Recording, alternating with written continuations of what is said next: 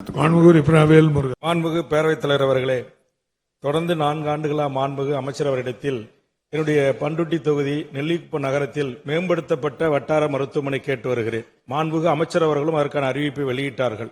ஆனால் இதுவரையில் அது நடைமுறைக்கு வரவில்லை. குறைந்தபட்சம் உடனடியாக அங்கு சர்க்கரை ஆலை, பாரி சர்க்கரை ஆலை, சாக்லேட் நிறுவனங்கள் இருக்கிறது. விவசாயிகள் பாம்பு கடி, தேல் கடி என்று சொன்னால் கடலூர், பாண்டிச்சேரிக்கு செல்ல வேண்டிய சூழல் இருக்கிறது. அதனால் கருணை கூர்ந்து நாளையிலிருந்து 24 மணி நேரமும் இருக்கக்கூடிய மருத்துவர் செவிலியுடன் பணி செய்வதற்கு தாங்கள் உத்தரவிடுவீர்களா? நடப்பாண்டிலேயே மேம்படுத்தப்பட்ட அது வட்டார மருத்துவமனையாக அறிவிப்பீர்களா? என்னுடைய அண்ணாகிராம ஒன்றியத்தில் மேம்படுத்தப்பட்ட வட்டார மருத்துவமனை ஒன்று கூட இல்லை. விதிகளுக்கும் ஒத்து வருகிறது. அதனால் மாண்புமிகு அமைச்சர் ஆவண செய்வீர்களா என்பதை தங்கள் வாயிலாக கேட்டு அமர்கிறேன். மாண்புமிகு அமைச்சர் அவர்கள்.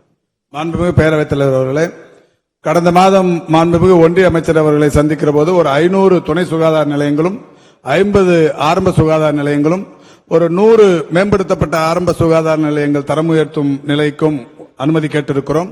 விரைவில் வரும் என்று எதிர்பார்க்கிறோம். அப்படி வந்தவுடன் நிச்சயம் மாண்புமிகு சட்டமன்ற உறுப்பினர் திரு வேல்முருகனுடைய தொகுதியில் அதற்கு தீர்வு காணப்படும். எனினும் அவர் இப்போது சொல்லியிருப்பதை போல ஏற்கனவே இருக்கிற ஆரம்ப சுகாதார நிலையத்தில் ஏற்கனவே 2 மருத்துவர்கள் இருப்பார்கள் என்று நான் கருதுகிறேன். 5 மணி வரை பணியில் இருப்பார்கள்.